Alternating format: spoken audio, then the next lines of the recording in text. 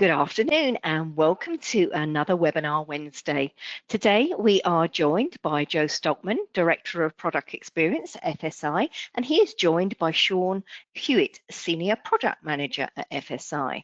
So thank you to today's sponsor, FSI, a healthcare CMMS EAM provider. So to learn more about FSI's full suite of CMMS solutions, please visit fsiservices.com. Okay, today's webinar, as usual, is eligible for 1 CE credit from the ACI, and you can obtain your CE certificate by completing the post-webinar survey, which will be emailed 1 hour after the completion of today's webinar. You must complete the survey to receive your 1 CE credit, and you'll be able to download the certificate directly from your computer once the survey is submitted. If you have any questions, you can reach me at webinar@mdpublishing.com. And also just a quick reminder about our Spring MD Expo. We're heading to the Hilton Baltimore Inner Harbor Hotel in Maryland from April the 7th to the 9th. So please join us for 3 days of education, networking, and the latest advances in medical technology products and services. For more details and registration details, please visit mdexposhow.com. I just want to give a quick mention about our upcoming virtual training course on how to become a medical laser safety officer. The next MLSO course is taking place April the 18th to the 19th. So for more details and registration, visit medicalsafety.com. Okay, let's kick off today's webinar by giving away a Swiss Force Meister multi-tool. So using the questions feature on your dashboard, let me know the answer to the following trivia question. Yesterday saw the start of the Chinese New Year. So 2026 is the year of what animal? I'll reveal the answer and our winner at the end of the webinar.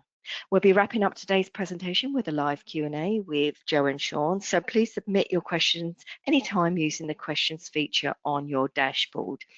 As I mentioned earlier today, our presenters are Joe Stockman and Sean Hewitt. So Joe, you may begin whenever you're ready. All right, thank you. Welcome everybody. Welcome to Webinar Wednesday. We're going to be talking about AI readiness and getting your data in your CMMS ready for your analysis. We'll start with some introductions. I'll go to that in a minute. But we'll talk about the current landscape, what sort of, what things are right now. And then we'll talk about how to optimize operations. We'll review the 6 pillars for optimizing operations with a focus on the one specific for this particular webinar. Then we'll talk about the future state, where things can go once you do this, and then have that Q&A session at the end. So if you joined to see Justin, I apologize. Justin was unable to join us. Justin Ryan from Concertus. He works on our CMS analytics platform. He has another obligation he had to attend, so we did a quick pivot, and we'll be adding in Sean. We'll call an audible for those football fans out there, and have Sean join us. But just a little bit about me. I'm Joe Stockman, Director of Product Experience here at FSI. I've just passed my 23-year mark with FSI and have over 30 years of experience just within the healthcare CMMS world. Our role in product is to just work with customers to help them solve their problems with innovative solutions and whatever we can to do that. And some of that is, as you may have heard, includes AI. And just a note about MD Expo, I'll be speaking at MD Expo as well. I'll be doing the session on unable to locate a strategy around how to find that movable equipment and how to document what you're doing there. So if you do want to come to MD Expo, feel free. But I'll pass it on to Sean. Sean, you can introduce yourself. Yeah, thanks, Joe, and welcome everyone. I'm glad to be here today to fill in. Hopefully it will move from, and it's not a Hail Mary, but it'll be a good solid play. I'm a senior product manager here at FSI. I've been with FSI for 3 years. However, I've been in product management roles in healthcare IT for over 20 years. And my focus is really working with customers to build on what Joe said, really understanding what jobs you need to do, what's the problems you're trying to solve, and really driving those product-led initiatives and innovation here at FSI. All right, just a little bit about FSI. We are a CMMS provider. That's your computerized maintenance management system, purely focused on healthcare. And the main thing about us is we really try to drive compliance with whatever organization you're using, whether it be Joint Commission, DNV, any authority having jurisdiction. A lot of our employees have direct healthcare experience within HTM and biomed and facilities. And we have a few things. We have over 1,300 hospital departments using us for their CMMS. A little bit about Concertus. They're one of our partners, and they work on the data side of our analytics program. So some of the things we'll be talking about of transforming the data and how to analyze that data come from this team here at Concertus, and that's where Justin is from. So, but Sean? Yeah, so we're excited to drill in about advanced technology in HTM. And when you think about technology, it's changing on a day-to-day basis.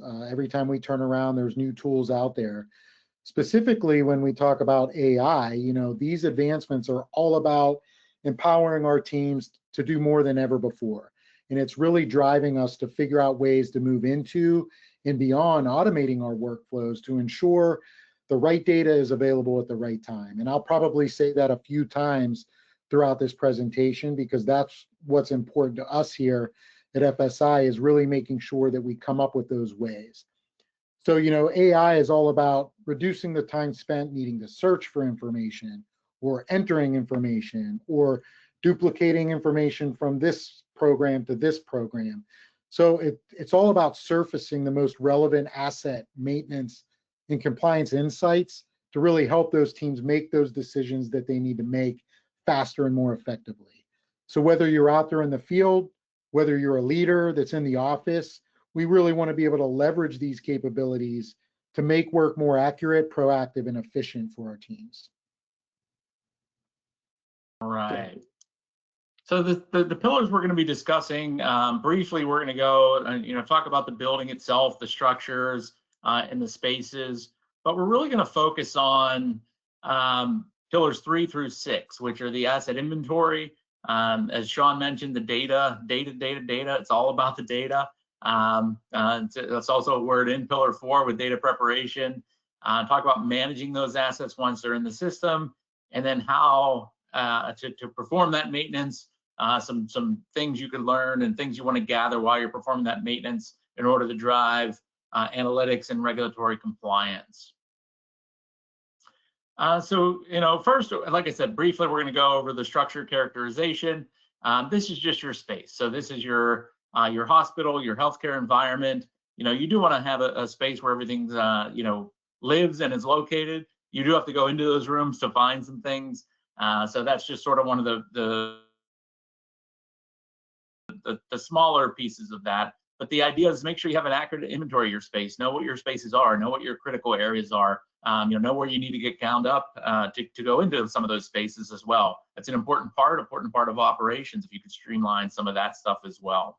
And there's a number of ways to get that from your BIM model, your building information model, through either LiDAR photos, 3D Revit models, 360 images, lots of different ways to gather that information. Once you gather that information, it's about managing that space. Do you have the accurate usage of space? Where are your patient care areas versus your non-patient care areas? Where is there a criticality needed versus not having that? And what are you using to gather that information? What tools are you using for those things? Do you have floor plans for those spaces to help people get to where they need to get to? So that's just the 2 basic pillars to start you on your journey of setting things up. Without knowing where to go, it's hard to know, hard to find what you're looking for. So, but let's get into the bulk of the presentation here around specific to the HTM environment, and it is around your asset inventory. It all starts with the asset inventory. And when we started this back 24 years ago now, I think FSI has been around. We did not have a CMMS. We started as an asset inventory company. Personally walked, millions upon millions of square feet of hospital space. I was on the road for 10 years doing this and gathering this information. And the idea is you want to capture accurate information for whatever you have in your hospital facility. We use mobile tools to do that. Some people do that and they write it all down and come back and key it in later. There are mistakes that can be made. We try to gather that information right in the field. And as technology has improved, you can do things, you can scan barcodes to get manufacturer, model, serial number, or even do text recognition with the camera to help fill those things in as well. One of the things we like to do while we're doing our inventories is locate those items on a floor plan. Now, if they're fixed assets, you could put them right on the floor plan. If they're mobile assets, that's something you could look at. Locating them doesn't really make much sense, but if they are part of a department, that's something you can capture as well.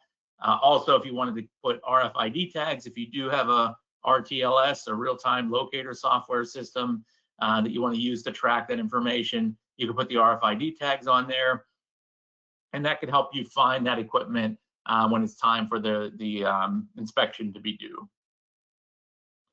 There are a number of ways you can gather that information. Visually is the old school way. That's how we started doing it, where you literally walk around, you know what the equipment is, or you search for the manufacturer model and pull up the type of equipment that is in order for categorization.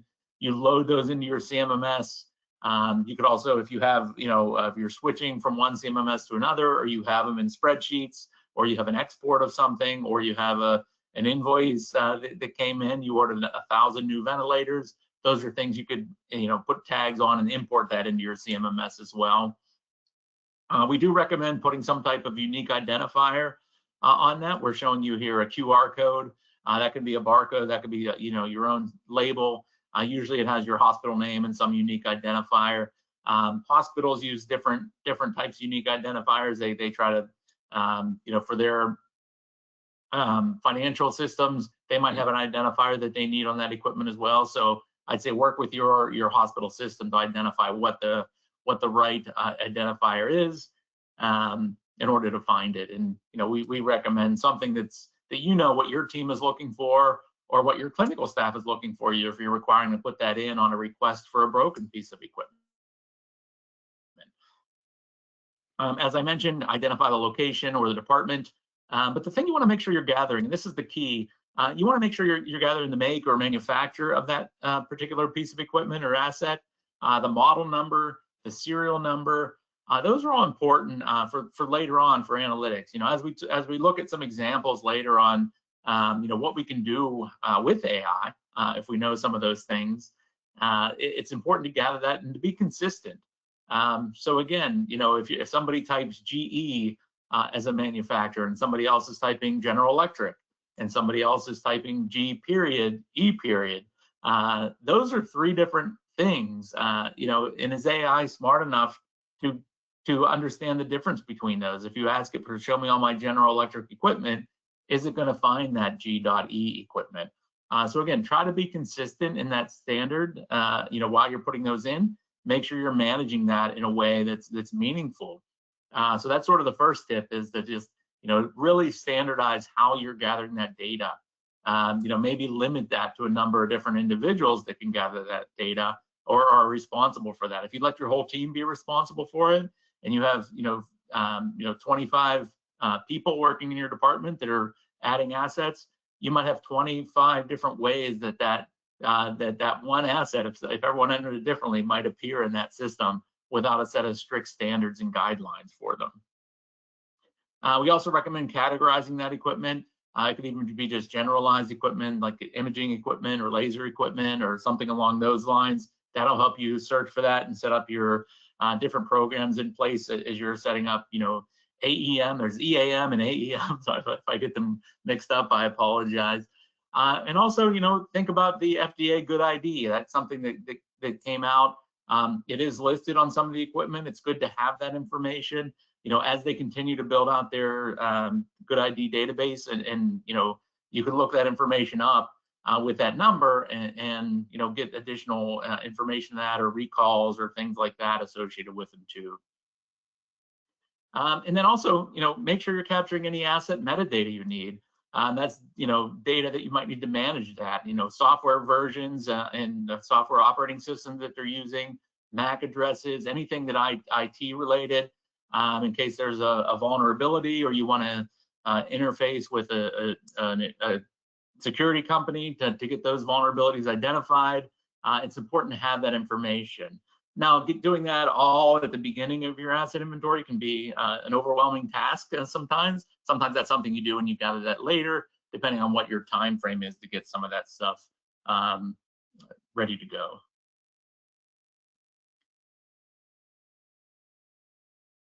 Whoops, my keyboard is going too fast here, so give me a second, go back, skip the slide. Something about asset inventory is you can use AI to get your AI. I could call asset inventory the other AI, equally as important.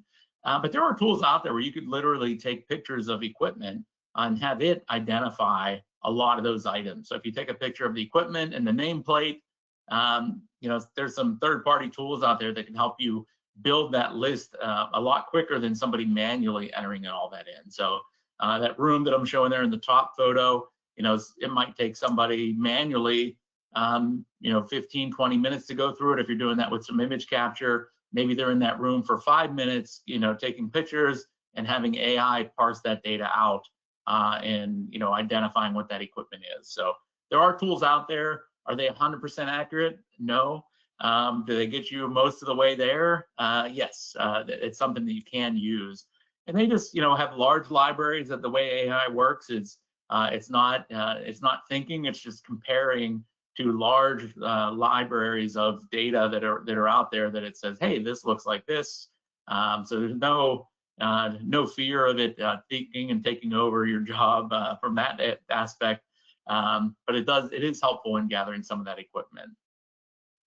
So once you get that, you know, we're showing here of show me a list of ventilators. Just a quick prompt that we're putting into an analytics program, and it shows you that it's sort of thinking and going through that list.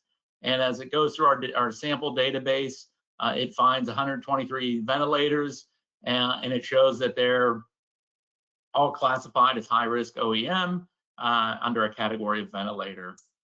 And if I click on that download analysis button, you'll see it downloads the file and it goes up to the window. I'm not showing you the downloaded file, but I just exported a list of all my ventilators using an AI tool because I did name them all the same. If you notice in the one screen, they were all named ventilators. They were all categorized as ventilators. So if you're consistent in your naming, you're consistent in your categorization. If you're consistent in your manufacturer model, you can do things like show me all my GE healthcare ventilators as well. So that's something you can do too. So just a benefit of what you get when you set everything up in a consistent way.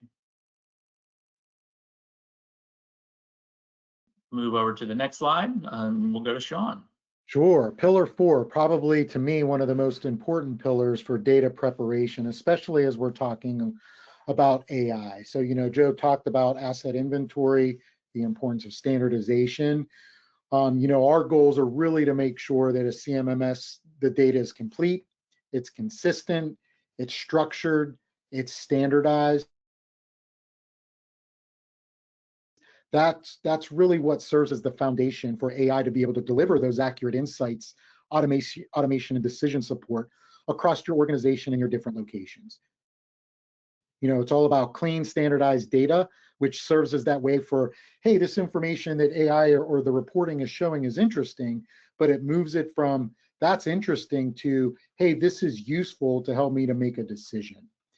So when we think about, well, how do we do that? Well, business intelligence engineering uses a process called ETL, which stands for extract, transform, and load.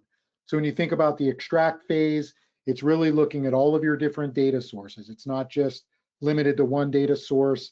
It's looking at all of your data sources, pulling that and transforming that, where you can really have staging tables that then allows you to model that data to allow for current and historical insights. So it's really transforming that data to conform to new standards when we're talking about compliance, and really going back up to the goals. You know, this is what, you know, we can achieve: regulatory compliance, purchasing power. Think of it more just as analytical power to have searchable history across your enterprise and all of your different locations. Good, Joe? So, as you're preparing that data and you're making sure that it's structured and consistent across the board, the next thing is how do I access that data? So again, accessing the data at the right time. So, today we all build reports, probably different versions of those reports, different filtering, drill down capabilities, and then from those reports, we build a series of dashboards and different graphs and grids. But really the power of AI starts to give us advancements in our ability to use what's called LLMs or large language models, where we can just use a question. It's called natural language processing, but just think of it as the technician or a leader being able to ask a question. And based off of that question, that's what queries against our data. So now you can ask that quick question on the fly without needing to wait for that new report to be built or that new dashboard to come out. It's really about democratizing data. So what do we mean by that? Again, oftentimes when you have those reports, you need a designated report writer. You need someone with SQL database experience to be able to know how and when and what to pull out of the data. But by democratizing it, the AI really starts to give us those capabilities to empower those frontline teams and leaders to safely leverage AI for operational and compliance decisions. So when you have those questions about, what's my current distribution of work? What's my upcoming schedules? Where are we falling short or where are we breaking down when we're trying to get work assigned? So you get those answers to the questions regardless of your SQL experience or expertise. So Joe, go ahead and move to the next one. So again, this is an example of an AI prompt, that I'm asking the question, hey, in the Pittsburgh HTM segment, show me a breakdown of my work orders by assignment. So the AI is actually telling us, well, we're thinking. So when you think about how accurate is it, what data is it tapping into, we're actually explaining it to the user as they go through it. And then through that thinking process, you can see the key insights, the summary that it provides, from a breakdown perspective. And then at the bottom of that summary, potentially even some next actionable steps that you want to take. So again, probably 15 seconds for me to kind of ask the question, be presented with a bunch of results, whereas before I may have to, figure out what report I need, what dashboard do I need to look at, drill in, try to figure my filters and sorts and all of that, where now I just ask the question, I just need to know at this segment what's going on, why we're breaking down in our assignment, and it provides that information. All right, good, Joe. Right, thanks, Sean.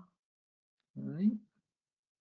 So that's part of it, that, let AI be your geek, I guess, to get some of that information and parse through that information. It could save you on resources as well if you don't need those resources to do those things. But next up is, asset management. So make sure your trades or modalities have immediate access to whatever information they need on iPads or tablets or mobile devices. And so therefore there, let me see, sorry about that message that popped up. So, what do we need to do to manage this data? The idea is to manage it from installation, where we talked about gathering that asset inventory from the start, whether that's through physically doing an inventory or importing that inventory. Also standardizing those asset categories. If you're using a standard category list, either from Amy or from some other organization, standardizing your modalities, so you know what the skill level of the worker is that needs to work on that equipment is. You want to make sure you're including and gathering any warranty information if it's new, or contract information if you have a third party coming in to perform maintenance. And is that maintenance parts and materials? Is it everything? When does that expire? When do you need to renew contracts? And again, this is a lot of the supplemental information around that particular asset. And this is also preparing you for your capital planning. Part of managing the asset is how much does it cost, and is it time to replace it? So gathering, as you're performing work and maintenance on that equipment, all those corrective work orders or that are not the result of somebody not knowing how to use the piece of it and use the asset correctly. It's not user error, but they really did break. You know, how do you analyze that information? And are you categorizing them in a way where you're getting that fault code of user error versus, you know, something that was physically damaged or broken? So you're not, you know, putting in all your correctives and saying, hey, we had 75 calls on this. You know, it's really not a bad unit if somebody doesn't know how to use it or weren't trained properly on that. So are you gathering that information into your CMMS for that further analysis? Do you know what the replacement costs are for that, or what those replacement costs are going to be when it's time to replace it? If you have 3 years left in the useful life, you know, how do you start planning for 2028, 2029? Oh, it's hard saying that. That's only like 2 to 3 years away. So it's scary saying that as I did that. Do you also have user manuals? You know, do you have shelves with all the user manuals on them? A lot of them are digital now. Is there a way to link those directly to the assets so they're available right from your CMMS, right from a link? You know, can you have links to the online content? I did put an asterisk there. I did want to point out that if you're putting links to the online content, you might want to verify those occasionally. They do move, they do disappear. I would recommend, if there are PDFs out there, download the PDF and maybe include the link as well, just so you have a backup in case that link is dead when it's time to perform maintenance on that particular item. You know, are you managing your risk classifications? You know, in your asset list, do you have a risk strategy identified for your hospital policy? And are you using that to drive your AEM strategy? Part of managing your AEM strategy is by the device type, by the manufacturer model number, is knowing if it's adhering to whatever rules you have in place. So if it starts requiring a lot of corrective work, can you use analytics to say, hey, let me look at this particular manufacturer and model number and say, hey, you know, how many corrective work orders have I had, or how many failures have I had during the preventive maintenance process? And then does that help you drive your AEM program and you know, maintain that and document it? You know, that's the important part of it all, is documenting to that, so when that surveyor does come in, that you have that information set up. So again, the benefits of gathering all that information, again, in a meaningful way, make sure you have your companies that are performing those contracts identified the same way. Again, you don't want to have a third-party biomed company coming in and then your hospital down the road enters them in a different way. You know, if you have a hospital system, it's even more important to standardize those things so you can look at trends and compare and benchmark hospitals against each other in your own organization with the overall goal. And this is something we're working with to do, is, you know, how do we anonymize that data and benchmark a similar size hospital in another part of town or in, you know, another part of the country? You know, are you doing the same things? You know, what is the time involved to perform maintenance on this equipment? Are you above the curve, behind the curve? And neither of those are good or bad. Maybe you're taking too long to do something where someone else is doing it faster, but maybe somebody else is doing it too fast. So, you know, you really need to understand what it does, what it takes, what it should take to do those things. And then if you're using AEM, yeah, you can use, you know, general information to drive your AEM program as well. It doesn't have to be just your data. So how do you get that data for that particular manufacturer and model number for those things, again, as you're doing that? And the idea is, you know, to save time. It's all about efficiency. And if we can set up the CMMS to have AI or artificial intelligence get to that, make you more efficient, we can do that. So, you know, some of those things we talked about are just including your operations manual. So just show a quick operations manual here for an infusion pump. The P-600U, there's a reset code somewhere in there. But if you're looking to do something like, hey, I need to reset this, you know, that might take you quite a bit of time to get that manual, especially if you don't have it digitized, if it's on a shelf somewhere. Go find that manual, go find the page that tells you how to do the reset, you know, follow the instructions and do those. And then this next thing I want to show you It's literally just what I opened up. I use Copilot here at FSI, and I just went into Copilot and I just typed in, how do I reset that unit? It does ask me if I'm a human first before it goes through and does that. And it gives me some guidelines for troubleshooting and resetting that. It does have a warning associated with that as well.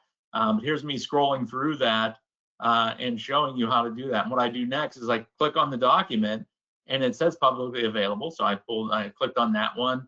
It does verify I'm human, and I pull up that particular document and it pulls up that manual where now I can browse through that manual online. So I did all of that. I'm going to go ahead and pause this here just to show you where I'm at on the item. But it pulls that information up, and that was just something I'm like, as I'm putting this together and was putting that slide together this week, I just said, let me see what Copilot can do. And I just did this and recorded my screen while I was doing it.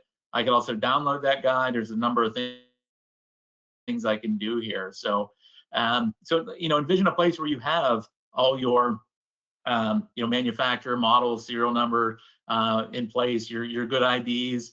Can I just search or use an AI tool like ChatGPT or Copilot or Claude or whichever one you're using to look up information on that? And can we just make that an easier step for you once you have all that data in place? So some things to think about there, but I thought it was a neat way to use AI regardless of what you're doing. Like I said, at the top of that, there was a disclaimer. It's a medical device. It kind of went through that pretty quickly. It's finding things out there. Make sure you trust the source that it's coming from. As it presented me with a number of different sources. If it's coming from Wikipedia, yeah, you probably don't want to do that. If there's an article that comes from The Onion, you probably don't want to use that one as your source of truth for justifying your AEM program.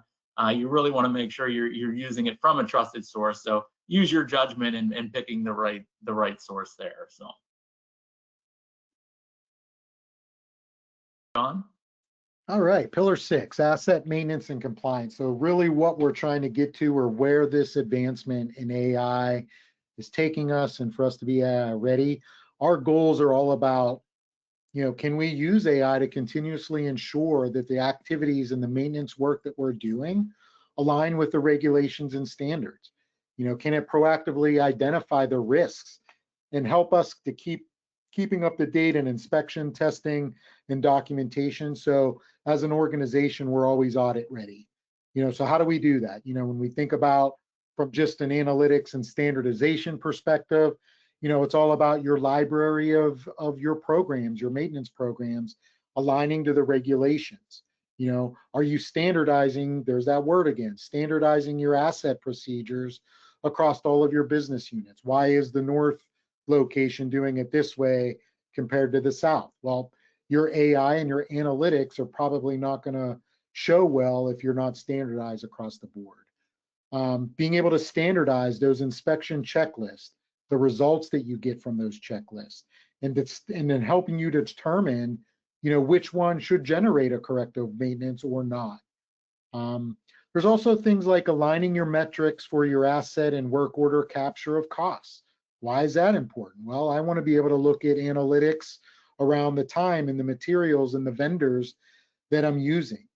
There's also innovation with integration of systems. As HTM providers, there's multiple systems you use. You may have a CMMS, but you're also using System A to help you, run tests on equipment, and whether that equipment passes or fails, device security, ordering parts, the integration of those systems. And I'll use the example of, automated testing results that actually can link back to your specific asset and work order with the ability to generate a corrective on failure. So taking away all of that, again, manual identification, manual duplicate data entry, and just knowing that, hey, I ran a test over here.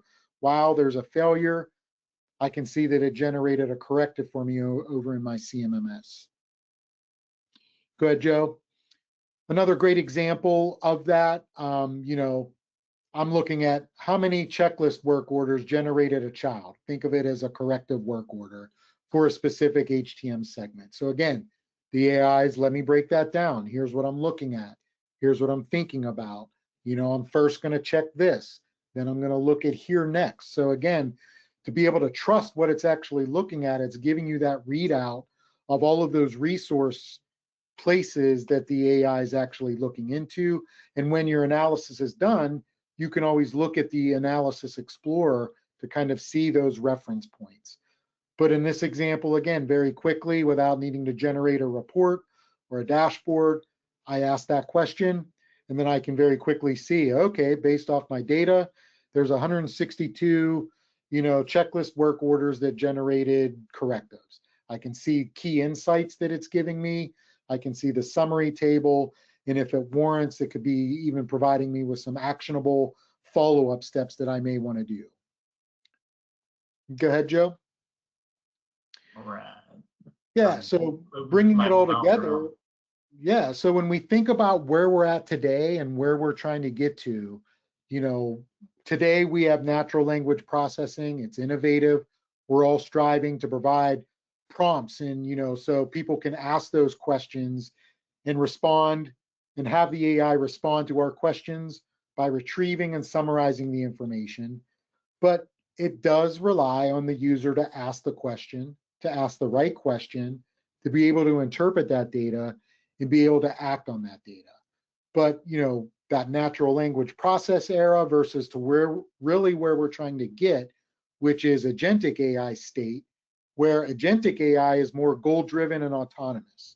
So without me doing any prompt or asking a question, it's continuously assessing under the cover the right data at the right time, surfacing risks and looking at opportunities, taking or making recommendation actions without needing explicit prompts. It's not automatically just going to go do stuff. There's always a human that has to kind of follow up and guide and acknowledge, but it's really using that autonomous, that agentic kind of workflow behind the covers. We're doing our due diligence by managing our maintenance, by managing our assets based off of the data that we're collecting.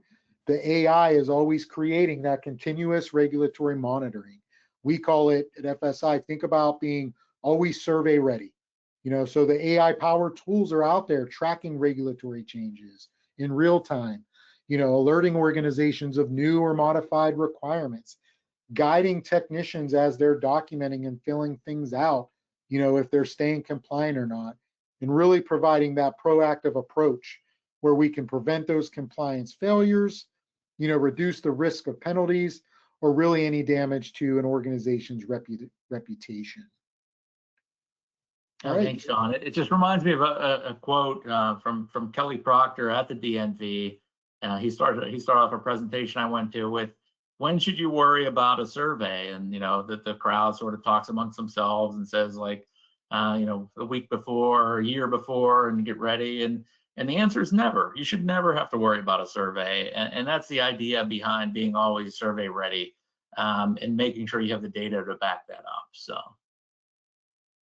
what does this all mean? How do we leverage the foundation? And that's what this webinar is about. It's about building the foundation. Just none of these things that we show you work if you don't have the data underneath. We mentioned a number of times data and standardization. Those are the two things you should probably take away from this. Is without those two things, good data, I guess, data is data regardless of if it's good or not. But good, consistent, standardized data is where you need to start. Like I said, these tools don't work if somebody abbreviates something and puts ventilate, if someone types VENT, that example doesn't work if we're abbreviating things or using different language. You don't want to be consistent in your language. And starts off with managing your inventory. Use those image recognition tools, use whatever tools you have or what are available, or experiment with them, see how accurate they are versus doing it manually, see what the time savings are versus doing it manually. You might have a lot of cleanup work. It might not help you fully get that. Like it's we worded this specifically with it can help automate. Is it going to fully automate? No, fully automating is very risky in AI. You want it to just augment what you're doing versus fully automating those things. So as you learn more about AI, if you're digging into AI and some of the philosophies around it, there are risks associated with it. And as it relates to healthcare, you do want to make sure you're not just giving it away and letting it do what it wants and not checking on those things. So you do want to be mindful of those things and make sure you're getting that information that you need. You do want to make sure that that data is accessible. Again, standardize the data. Use full words or less abbreviations. That way, AI agents can query or search your data for answers, and they can do it pretty quickly. And as Sean pointed out earlier, you don't need that SQL or SQL database wizard or somebody to search and really dig into the nuts and bolts of your system to find that obscure data. If the data is there and the data is standardized, a simple question, like we showed a couple of examples, can help you get that information that you need. Yeah, and when we talk about streamlining the operations and productivity, let AI be your muscle. Let it be your time savings. When you need to parse data, let the AI really help you surface that information. So again, it moves it from, hey, this is interesting, to now this is useful and allowing me to do what I need to do in that timely fashion. And when we think about stronger data and more ways to use it, we want to gain those insights specifically into helping you manage the regulatory compliance. Joe, I love that quote that you said from that other presentation. You always want to be ready for a survey. You don't want to have to oh my goodness, it's March, we're in our window, so we have all of these meetings to get prepared for our survey. No, you want your CMMS with the power of AI to always have you in that state, using that strong foundational data to have you ready, where it's supplementing everything that you're doing in that preparation. So just some other areas you can go to, once you set the foundation. We wanted to sort of to end on this note. AI obviously is the big one. Compliance is complex, trying to get all that information, especially if you're Joint Commission, you're trying to understand some of the new compliance wording around there. They sort of consolidated all under a lot less EPs and ECs and all those things that are in the Joint Commission. Like your DNV, luckily you didn't have to go through that. If you're one of the other agencies as well, you didn't have to go through that. But it really excels at taking complex information. So, and it's highly complex. If you're linking all that stuff together, linking it to the code language that it needs to be linked to, which ultimately links to CMS, the Center for Medicare and Medicaid, it really can find that stuff a lot quicker than a human can. Some of the examples we showed are really digging into that and showing you, hey, I'm finding this stuff within 10, 20, 30 seconds, depending on how big your organization is. Maybe it takes a little longer, a little shorter to pull that information up. And it's, is it continuously monitoring for compliance? And we like to say it's adding clarity to the fog that's regulatory compliance, because it is a lot more analytical as well. As we talk about integrations, how do you get systems to talk with each other? As Sean mentioned, you're not using one computer system to do all your work there at your hospital. If you are, I want to visit you and see how you're doing it. But you're using a number of different systems, whether it is automated testing equipment, where you're using a third-party tool. A long time ago, I had the luxury of visiting the plant that manufactures the MedTester 5000. I know it's a favorite amongst the old school biomed departments. Some hospitals are still using them, even though they've been discontinued. But it was neat to see where they were built. That was before Fluke bought them, by the way. So Fluke bought them a long time ago. So I got to see them before that. But it's really neat, and how that stuff comes into play. But as they're putting their systems in the cloud for testing, make sure you have the information needed. Like again, the manufacturers, the models, all that equipment information, that you're passing that information back and forth, so you're performing the right test on the right piece of equipment. Or if you're integrating to an RTLS system, that's where those first two pillars come into play with the space. If your RTLS system and your CMMS are talking two different sets of location language, they're not going to work very well together. So those other pillars that we sort of breeze through are also important as well. Also with your parts ordering system, can you pass information again? That information, it all goes back to make and model, but getting the right part for the right job. And does it need to be an original equipment manufacturer part, an OEM, or can you use a cheaper part? Depending on the equipment type in your AEM program, that's where you need to make those decisions and make that designation. So there's a number of different ways you can integrate with systems that I gave examples. There's probably a bunch more as well that I can go through. We're just getting close to the Q&A period. We want to make sure we get there. And again, with the data capture, like I said, I wish I had this when I started this a long time ago, where literally typing things into a Windows CE device. It was before even iPads and iPhones existed. They had really bad cameras on them. You couldn't really take good pictures. We had to align photos from an actual camera. At least it was digital. It wasn't like film. To the database and support it that way. Now the tools are so much better and so much easier to get that information.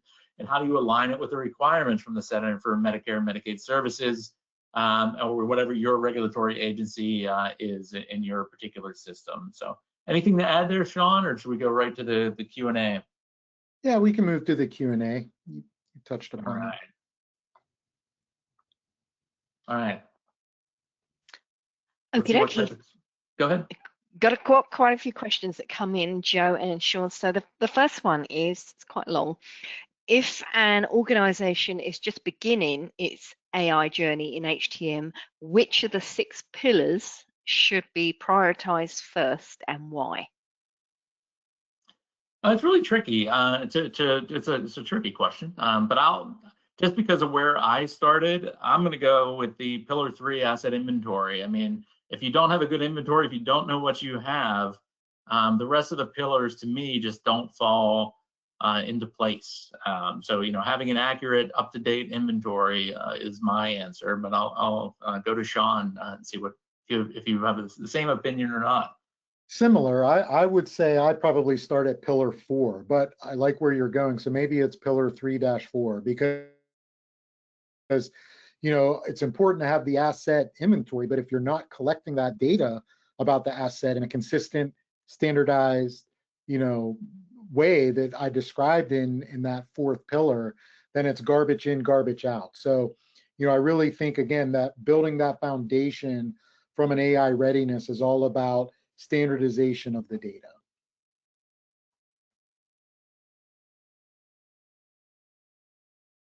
Perfect. Another question that's come in is, now how mature does an organization's data need to be before AI tools start delivering real operational value? Ooh, I can take that one, Joe. Yeah, good. The word mature jumps out at me because some people may define mature as quantity of data, lots of data. But again, if that data, even though you have lots of historical data, if it's not standardized or if it's not consistent, then you're going to be in trouble. So to me, that, to answer that question, I think whether you have a small amount of data or a large amount of data, if you're developing that data in that standardized, consistent way, that's the important piece to start out.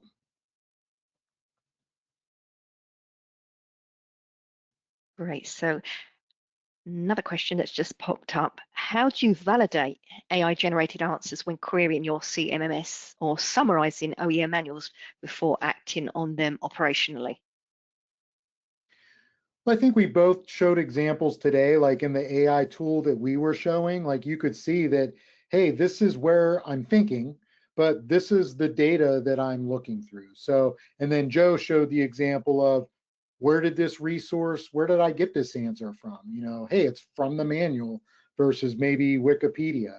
So I think when you start to engage in using those AI tools, you have to make sure that you can build your confidence level on where the AI is tapping into to get the responses. So you want to be able to kind of display that to your end user, whether it's real time, like, hey, I'm thinking, and here's kind of all of the areas that I'm looking at. And then when you get your end result, having a place to say, well, wait a minute, what's the reference material that gave you that summary list or that breakdown? So I think it's important to be able to kind of show that. Otherwise, you're guessing, and you don't want to be in a position where, again, even though as a human, you're the gate check, you're not just automatically accepting what the AI provided, you're validating it. So you want to be able to make sure that you can reference where that information came from so you can trust it and confidently communicate that to your leader or your organization. Now, that's why we were mindful, and when we were creating what we did to include the analysis of what it's actually going through and looking for. We think that's important, so you do know where it's getting or what data fields it's looking at. And the same with any other AI tool. Some of them might not be so granular. Some of them might be stealing your personal information and loading it in the spreadsheets. So make sure you trust whatever tool you're using. If you're using some free version from somewhere, yeah, you might. It might not be as accurate, for lack of a better term. Accuracy is a bad term there, but trustworthy might be a better term than something that it's a paid environment or looking at real sources, and really look for those driving you to trusted sources, manufacturer sites, or even TechNation. So that's another one. So. Right, and just to add to that, not to get too techy, but like there's a lot of off-the-shelf AI tools, OpenAI, large language model that's just going to go out there and spam the universe. But organizations can also build very specific models and agents to say, hey, when our users ask a question, only be looking at this specific data set. So like if you have kind of a catalog of manuals that you only want to be looking there versus Joe's Onion and Reddit or Wikipedia example, you can make sure that from an organization perspective, that the AI is tapping into a specific defined data set.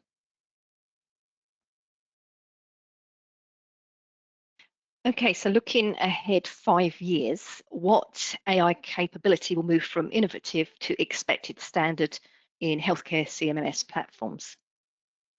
Ooh, can I take this one? Yeah, sure. I'm not going to say no to that.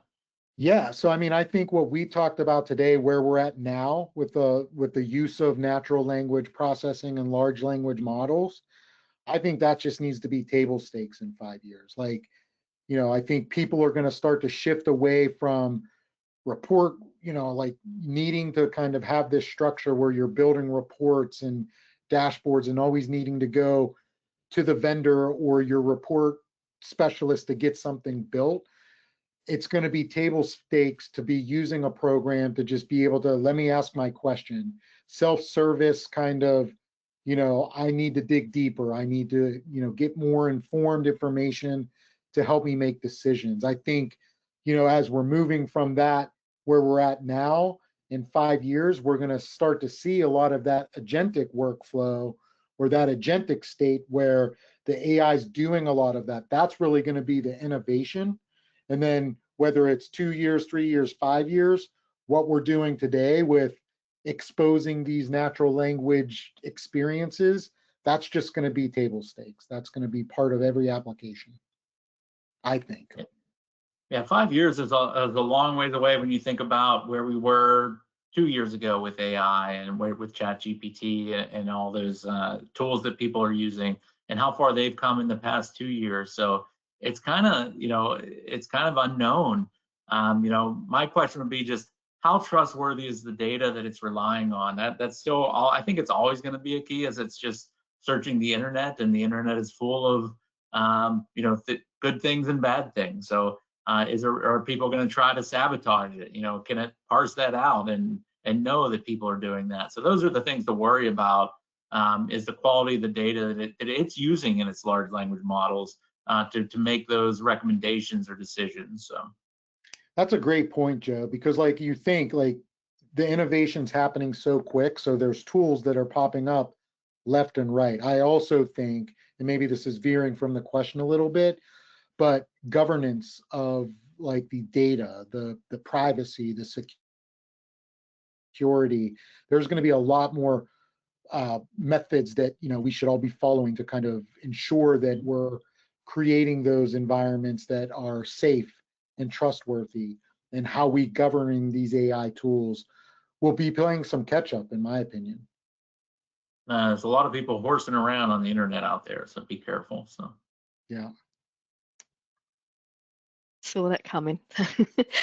So, to what extent do you think that AI realistically replaces portions of regulatory monitoring and audit preparation? I don't think it ever replaces. Let me think about that. I look at it more of supplement. You know, we use the example of you should always be survey ready. So I look at it as it's not necessarily replacing those efforts or replacing a person to do that work. It's, you know, the AI is your muscle again to make sure that under the covers, everything that you're doing day in and day out operationally is staying in alignment with what you need to do to stay compliant. You know, and if it's not, surface that sooner than later and make the appropriate adjustments. So when you do get surveyed, you know, again, it's not this huge lift that you have to do. We're not replacing that. We're just supplementing that where you're survey ready throughout the year. yeah, and maybe it's helping with, you know, in other areas too, with the diagnosing an issue with a piece of equipment or an infusion pump, or, you know, measuring that. Think of the automated testing, you know, equipment out there too. You know, it's just telling you what, it's just doing it, you know, doing a test that would normally a human would do, but it's just doing it automatically versus having a human go through it. It does save you time there. Is it going to fix that equipment? Is it going to, you know, fully take that, you know, device and troubleshoot it and also repair it? You know, I think in the, like I said, it's an assistant to help you diagnose what the problem might be. Same with, you know, if you think of it in the clinical world as well, you know, outside of you know, what we all do in repairing equipment, even for a doctor, you know, I would not want my doctor just piping something into AI and doing whatever it says. I would want them to review it and make sure that they're doing that as well. So just to draw a parallel there, there's much more risk in, you know, using it from a doctor's perspective, but these devices are hooked to patients and they're keeping them alive. So really be mindful of that. You know, as you like I said, let it be your assistant versus your replacement. Yeah. Yeah, because that replacement was a trigger word for me, because you also think about cost savings. So like if you're using AI appropriately, you know, you might be able to experience some cost savings where, you know, maybe you're not allotting a large portion of your budget for survey readiness or, you know, all of that workflow and all of the costs that go into supporting that. But again, the AI is really supplementing, supporting that, and maybe helping you be more effective on the front end and cost effective on the back end.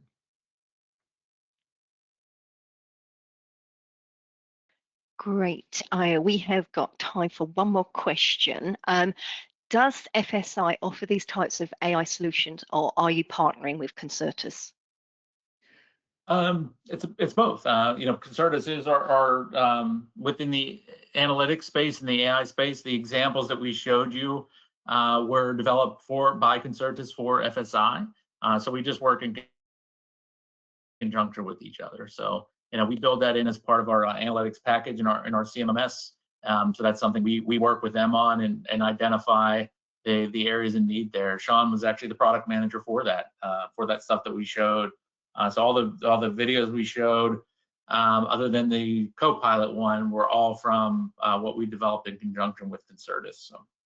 Yeah, our first approach was really to take a look at our analytics platform, but when, you know, for our larger CMMS platform, you know, we're going to be looking at using AI to help the technicians fill out information appropriately. So again, when we think about driving compliance, you know, maybe, hey, you're trying to like create a work order. This doesn't really provide a lot of information to be useful.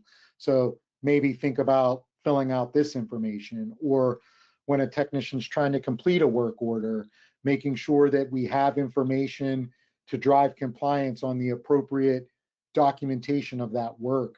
You know, we're also focusing a lot on compliance. We talked a lot about survey readiness. So we're going to be looking at AI to really bolster what we're doing around compliance management, compliance readiness.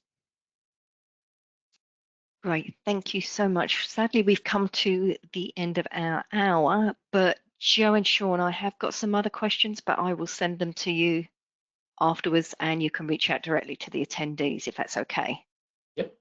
Perfect. So thank you both for another great and informative presentation. Now, if you'd like more information about today's presentation and sponsor, please visit fsiservices.com. As promised, the answer to today's trivia question is the year of the horse, and you may have noticed Joe did hint at that. So congratulations to our winner, Cody Hansen in Utah. Just a quick reminder, you can obtain your CE certificate by completing the post-webinar survey, which will be emailed 1 hour after the completion of today's webinar.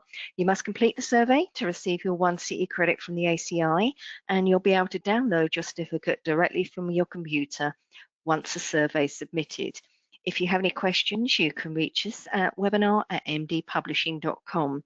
Now, if you've missed any of our past webinars, including any by FSI, please visit webinarwednesday.live to view our whole webinar archive. We'll be back next week with another webinar. So again, visit webinarwednesday.live for more details and complimentary registration. Thank you all once again for your time today, and I hope you enjoy the rest of your day. Thanks, everyone.